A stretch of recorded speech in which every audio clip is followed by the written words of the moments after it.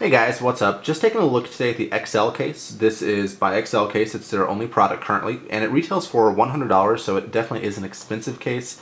But for that, it also is supposed to be a very durable case, because the case itself, the top is made out of an aluminum, and the bottom is made out of a ballistics plastic. So with that combination, I'm really expecting a good amount of durability from this.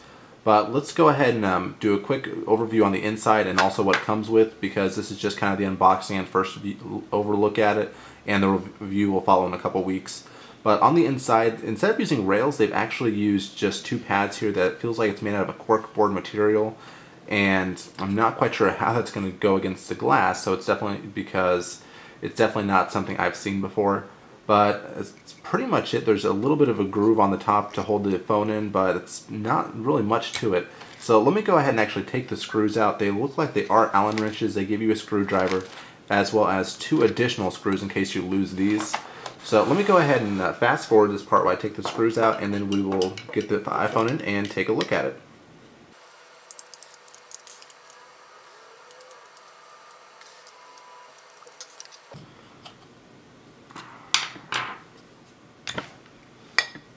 Okay, now that the case is apart, one thing I would like to point out before putting it back in together is if you look right here, you'll be able to tell, let me try to get this in focus, that there is a little rivet all the way running around this, and that's actually where the bottom piece sits in. It doesn't sit on top, it doesn't sit below, it actually sits within the main top piece. So that's one nice thing, that you're not going to really have to worry about this coming apart very easily at all because of how it secures in there. But now let me go ahead and just throw the iPhone in here, see how well it fits, because a lot of times with cases that are this tight, it can be somewhat of a challenge to get it in there. But luckily, as you guys can see, there is just enough of a ridge right here where the buttons can fit right into with no problem. So let me just line this up here.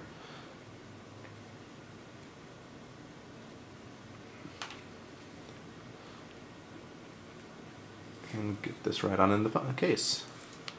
And that slides in quite nicely, so now let's go ahead and put the bottom on here.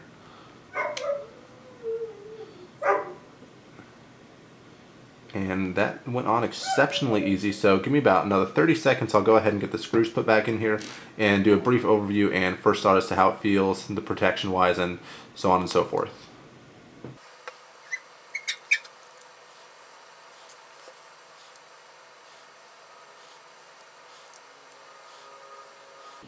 Okay, so now that I've got it back on, one thing you will notice I did is I did not tighten one down all the way and then try to start the other, because a lot of times, really with any type of screws, that can make it add extra pressure to the other side. So make sure you only put one in about halfway, then go ahead and fully tighten the other one, and then just go ahead and finish this one up, and that'll really help with any type of preventative for cross-threading. But taking a look at the case itself, with the grooves on the side, it definitely is really easy to hold in the hand. I would not really worried at all about dropping this. Even though it is aluminum, it can be a little slick, but with the indented sides and even the top, it's not something that's going to easily be falling out of your hands. Now, as well with the indented sides, you can very easily get to the volume rocker, the standby switch, the silence switch, everything. The headphone port looks well enough cut out that you can definitely get any type of consumer headphones in there, including a 90-degree bend headphone. But as far as studio headphones, it may be a little tight, but that'll definitely be something I test out and report back to you guys on here in a couple weeks for the full review. And the camera cutout is actually, well, what's going to be the best way to say it? It kind of slides into it, where it's not just a straight 90-degree drop into it.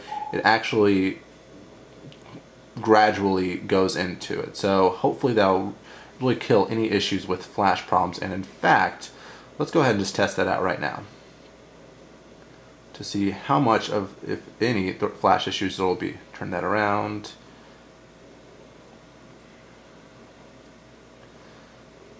There we go. Let's turn the flash on and see if it causes any issues.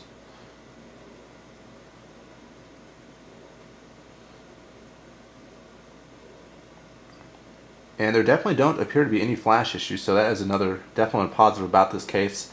But since it is aluminum, one issue with aluminum cases in the past have been that they kill reception issues. I'm assuming that's what these little cutouts right here are, because there's one there on this side of this exact same spot, and also on the top where the antenna bands meet all the way around the phone itself. But aside of that, guys, it definitely feels like a nice case. One thing about these types of cases that I've noticed in the past is that they can be a bit difficult to remove also. So let me go ahead and just unscrew this and see how easily this one comes apart. Because I've had a case like this in the past for the 3G, and it definitely took me a good 15 minutes just to get it off, and I was to the point of almost calling it a permanent fixture on the phone. So let's just go ahead and take a look here. Now, a lot of people that I know have this case just say the bottom just kind of comes right off. I can't get it to do that, so the next best thing to do, I found, is just kind of use your thumbs. Well, let's go this way. Use your thumbs and just kind of work it up that way. But aside of that, as far as coming off, it does come off fairly easy once you get the right way to do it. And as far as pushing against the screen to pull a case off, it's not my favorite method, but it also works. But guys, this was just a quick overview of the Xcel case. It does retail for $100, so it is expensive, but it does come with quite a few color options. I'll go ahead and throw up the website in the comment box, and I will see you all in the next video.